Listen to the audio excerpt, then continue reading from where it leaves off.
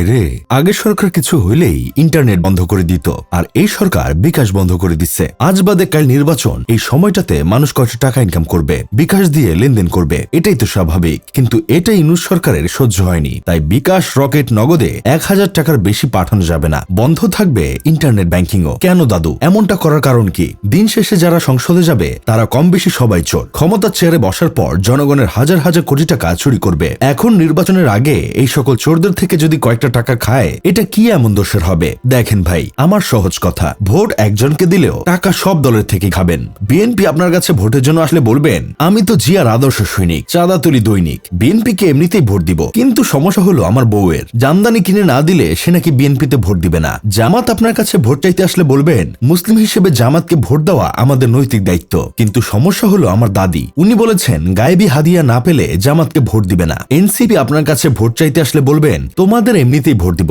আমরা চাই তরুণদের হাত ধরে দেশ এগিয়ে যাক। কিন্তু সমস্যাটা হলো আমার বাম হাত ইদানিং বেশি চুলকায়, যদি একটা মলম কিনতে পারতাম। এইভাবে বললে বউয়ের বেনারসি থেকে শুরু করে দাদির হাদিয়া, চুলকানির মলম সবই পাবেন। সবার থেকে টাকা নিয়ে তারপর আপনি আপনার পছন্দ মতো যোগ্য প্রার্থীকে ভোট দিয়ে নির্বাচিত করেন। এখন অনেকে বলতে পারেন, আমি কেন নেতাদের থেকে টাকা খাওয়ার কথা বলছি? দেখেন ভাই, সবাই তো আর তারেক রহমানের মতো সুবিধা পায় না যে বন্ধের দিনে গিয়েও একদিনের মধ্যেই ভোটার হওয়া যাবে। ভোটার হতে গিয়ে সাধারণ মানুষের অনেক ঝামেলা পোহাতে হয়, ঘন্টার পর ঘন্টা লাইনের মধ্যে দাঁড়িয়ে থাকতে হয়। নাম যদি হয় স্বপন ঘোষ, এনআইডি কার্ডে আসে স্বপ্ন দোষ। টাকা পয়সা দিয়ে কত কি কাহিনী করে তারপরেই বানান সংশোধন করতে হয়। চেহারা মোটামুটি ভালো থাকলেও এনআইডি কার্ডে যে বান্দর মার্কা ছবি আসে, এটা দেখে নিজেকে চেনা যায় না। তারপরও বছরের পর বছর এই ছবি নিয়ে চলতে হয়। এত কিছু করে মাথার ঘাম পায়ে ফেলে ভোটার হয়েছেন, এটা কি এমনি এমনি মানুষকে দিবেন নাকি? আপনার ভোটের একটা দাম আছে না? এজন্যই আমার বন্ধু কেরামত আগেই বলে দিছে, ভোট চাওয়ার আগে পকেটে 5000 টাকা ঢুকান। অন্যদিকে ইলেকশন কমিশন একটি বিজ্ঞপ্তি দিয়েছে,